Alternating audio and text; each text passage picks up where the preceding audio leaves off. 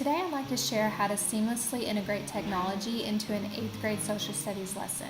This particular lesson will serve as an introduction to the Declaration of Independence, and it's designed for one 50-minute class period. The main learning objective is for students to identify the colonial grievances listed in the Declaration of Independence, with the ultimate purpose being that they are able to explain those grievances and how they were addressed in the U.S. Constitution and eventually in the Bill of Rights. In this course's scope and sequence, there's about 7 weeks that go by from the time that the Declaration of Independence is introduced until we actually get to the Bill of Rights. So I'll be sure to include how students are going to be able to make that connection over such a lengthy time period. I will be using Google Classroom to facilitate the workflow of this lesson. This is going to allow me to push work out to the students using Google Docs and Sheets, and that way they will be able to efficiently share and turn in their work. The idea for this lesson is based on Bruner's Constructivist theory, in which students will construct new ideas based upon their prior and their current knowledge. So if we look at 3 principles of his learning theory, this is kind of what his theory is all about. So in order to address these principles, the first thing that I want to do is build upon the teenage students' emotions that will make them eager to participate. Secondly, to make this easily grasped by students, what we'll do is have students compare their lives living at home with their parents to the rule of the British king over the 13 colonies.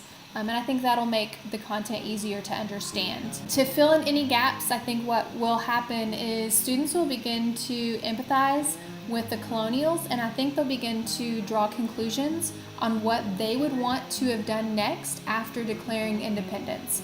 So once we get into the American Revolution and the articles in the Constitution, I think it'll make a little bit more sense to them. All right, so here's a copy of the lesson plan for the grievances of the Declaration of Independence. You can see that it is for 8th graders in a U.S. history class, and an average class size would be about 30 students. So here's a link for you to access this lesson plan on your own if you'd like to take a closer look at it.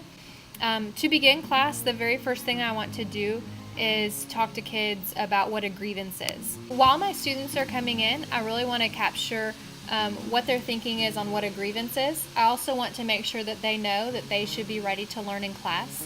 So the best way to collect this information is I'm going to go to Google Classroom and create a simple question.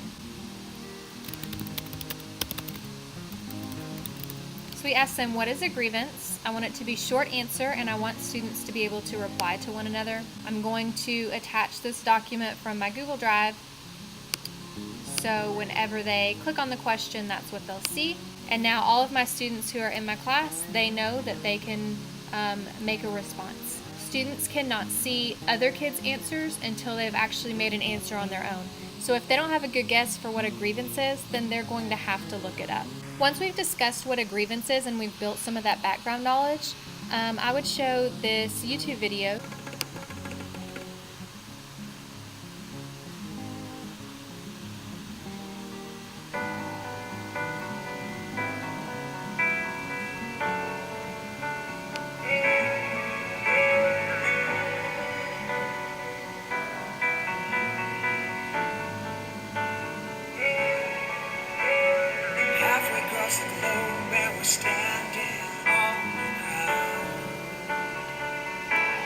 So the reason why I chose this video is because it actually is a music video, a spoof on the Too Late to Apologize song, but it does a really good job of actually laying out what those grievances of the colonists were and directing them at the king. So this is a great visual for kids to understand what that could have looked like.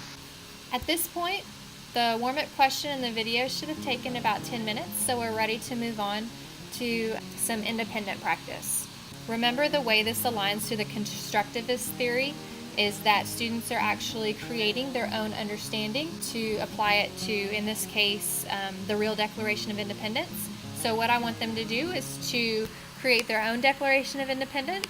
So to do that, I'm going to push this template out to them. I want them to write their own Declaration of Independence, declaring themselves independent from their parents. Their writing must include an introduction, I want 10 grievances. They should know what a grievance is by this point. I want them to add a conclusion, and then I want them to sign it. Once they have completed that, they're going to turn it into Google Classroom, so I have access to all of their declarations. For the next part of the lesson, I really want students to work in pairs. Their job at this point is to peer edit and give feedback on the Declaration of Independence that they created. I would give them approximately 10 minutes to do this. We've already spent a significant amount of time creating them, so this is to really just get kids exposed to others' work. At this point in the lesson plan, we have talked about what a grievance is. We have created our own grievances. We've written our own Declaration of Independence.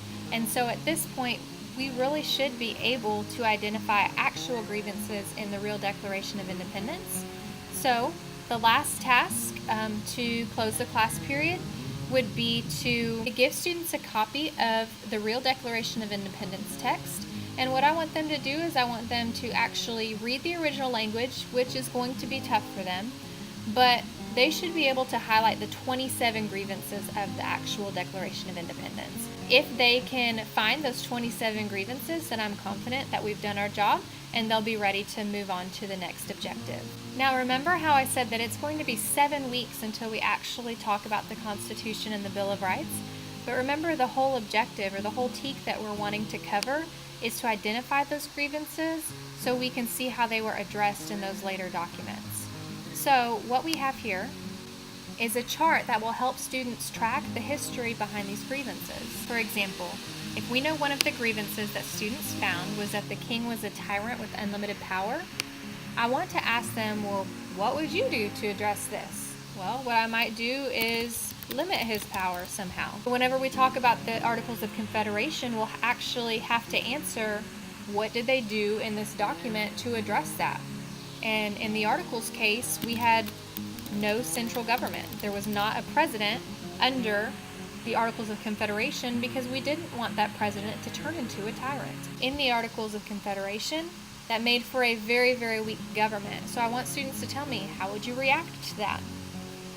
So if we continue the story with the United States Constitution, we know that we do establish the executive branch.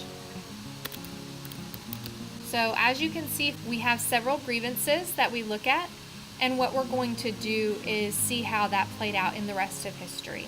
So again, here's a quick link to this lesson plan, and I hope that you enjoy integrating technology into your social studies lesson.